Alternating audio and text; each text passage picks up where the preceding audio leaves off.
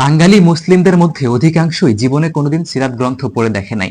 অর্থাৎ সে কোনোদিন রাসূলুল্লাহ সাল্লাল্লাহু আলাইহি ওয়াসাল্লাম এর জীবনী পড়ে দেখে নাই। অথচ এই রাসূলুল্লাহ সাল্লাল্লাহু আলাইহি ওয়াসাল্লাম এর জীবনের মধ্যেই আমাদের জন্য রয়েছে উত্তম আদর্শ। ওনার জীবন আদর্শ ফলো না করলে আমরা কেউই প্রকৃত মুসলিম হতে পারবো না। আবার দেখা যায় সিরাত গ্রন্থের কথা মাথায় আসলেই আমাদের মাথায় আসে বড় বড় গাদা গাদা সিরাত গ্রন্থ, বড় বড় বই, যার কারণে কোনোদিন সিরাত গ্রন্থ পড়া বা সিরাত পড়া শুরুই করা হয় না। আজকে আমি আপনাদেরকে দুইটা ছোট্ট সিরাত গ্রন্থর নাম বলে দিব, যেগুলা দিয়ে আপনি যদি সিরাত পড়া শুরু করেন, আপনার সিরাত পড়া জার্নিটা হবে চমৎকার এবং চমৎকার ধারণা নিয়ে, স্পষ্ট ধারণা নিয়ে আপনি সিরাত পড়তে পারবেন ইনশাআল্লাহ। আমাদের অ্যাজ ইউজুয়াল আমি যেভাবে বই রিভিউ করি, আজকে আমি ছোট্ট দুইটার বই ছোট্ট করে রিভিউ করার চেষ্টা করব। আমাদের প্রথম যে বইটা আছে সেটা হলো মুফতি মোহাম্মদ শফি রহিমাহুল্লার এই সিরাতে খাতামুল আম্বিয়া। এই বইটা বাংলাদেশে বাংলা ভাষায় অন্তত ৮-১০টা প্রকাশনী প্রকাশ করেছে। আমি বেছে বেছে অনেকগুলো প্রকাশনী লাইব্রেরিতে গিয়ে চেক করছিলাম।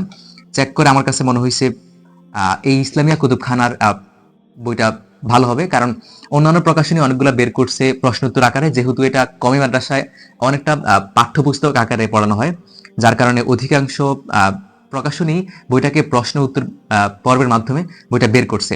বাট ইসলামিয়া কুতুবখানা যেটা করছে সেটা হলো খুবই চমৎকারভাবে নেরেটিভ স্টাইলে, মানে আপনি পড়তে সুবিধা হবে এমন ভাবে বইটা সাজাইছে এবং অনুবাদটাও চমৎকার হয়েছে। আমি অনেকগুলা চেক করে এই বইটা নিয়েছি। আমিও রেকমেন্ড করব আপনারা এই সিরাতে খাতামুল আম্বিয়া এই বইটার ইসলামিয়া কুতুবখানার ভার্সনটা নেবেন ইনশাআল্লাহ।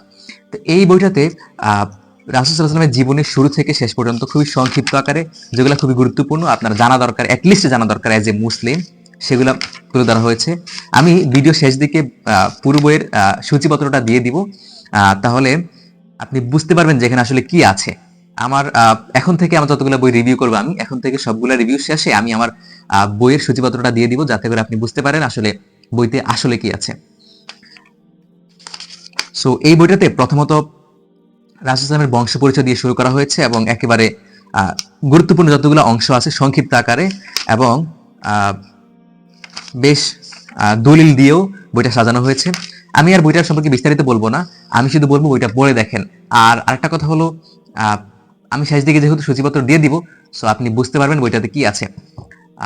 আর এই বইটা হচ্ছে ন্যারেটিভ স্টাইল এবং তথ্যবহুল একটা বই। সেকেন্ড যে বইটা আমরা আলোচনা করবো, সেকেন্ড যে বইটা সম্পর্কে, সেটা হলো তোমাকে ভালোবাসি হে নবী।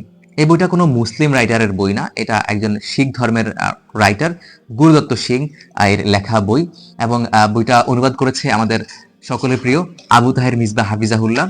এবং আমরা জানি ওনার বরাবর মতোই ওনার বাচন ভঙ্গি শব্দচয়ন অনেক সুন্দর হয়। আর তার চেয়ে বড় কথা হলো গুরুদত্ত সিং উনি যে লেখক, ওনার বাচন ভঙ্গিও চমৎকার ছিল। তো সেই দিক থেকে যেহেতু আমাদের আবু তাহের মিসবাহ হাফিজাহুল্লাহ অনুবাদ করেছেন, ওনার বাচন ভঙ্গি আরো সুন্দর। আপনি যদি বইটা পড়েন আপনার হৃদয় অবশ্যই অবশ্যই টাচ করবে। আর মজার বিষয় হচ্ছে এই বইটার সম্পর্ক, এই বইটা অ্যাজ ইউজুয়াল কোনো সিরাত গ্রন্থ না, এটা হচ্ছে আবেগীয় একটা সিরাত গ্রন্থ। এটাতে 4-5টা অধ্যায় আছে। এটা আমি বেশ আগে পড়েছিলাম, আজকে চিন্তা করলাম এইটার সাথে, মানে এই সিরাতে মুস্তাফার সাথে এটা রিভিউ করি এবং একসাথে যদি দুইটা বই রেকমেন্ড করতে পারি, তাহলে আশা করা যায় যারা সিরাত পড়া শুরু করতে চায় তাদের ভালো একটা জার্নি শুরু হবে। এটা কারণ হচ্ছে এই বইটা মানে সিরাতে খাতামুল আম্বিয়া বইটা হচ্ছে তথ্যবহুল একটা বই। এখানে তথ্য দিয়ে জীবনের শুরু থেকে রাসূলের শেষ পর্যন্ত সাজানো হয়েছে। আর এই বইটা যদিও জীবনের শুরু থেকে শেষ পর্যন্ত সাজানো হয়েছে ঠিকই, তবে এই বইটা বেশিরভাগ আবেগ দিয়ে সাজানো হয়েছে। এই বইতে রাসূল সাল্লামের মানবীয় দিকটাকে ফুটিয়ে তোলা হয়েছে।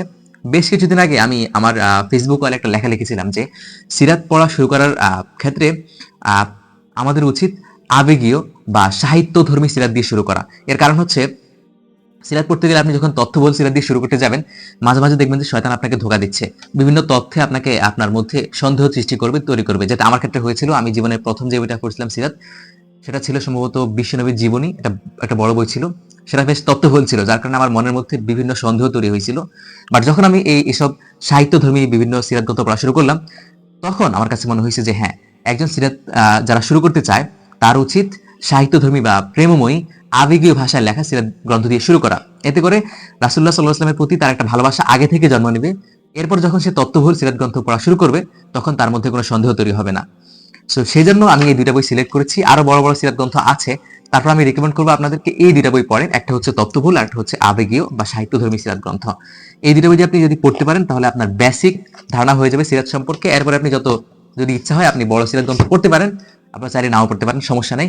তবে এই দুইটা বই অ্যাটলিস্ট যথেষ্ট অ্যাজ এ মুসলিম আপনার জন্য। আহ, তো এখন আমরা একে একে দেখবো যে কোন বইয়ের সূচিপত্রের মধ্যে কি আছে, তাহলে এই বিষয়টা আরো ক্লিয়ার হয়ে যাবে আমি বইটা আসলে কেন কিনবো। So yeah, let's see the index of this books.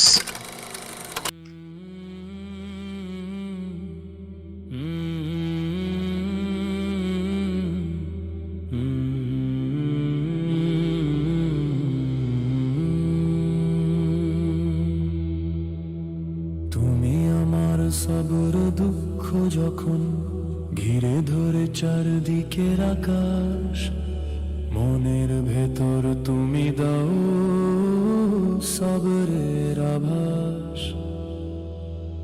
মানুষ বলে সব শেষ, তুমি বলো এ পথ নয়। আল্লাহ তোমার ভরসা পেলে ভাঙা মন কাঁদে না আর কভু ভয়।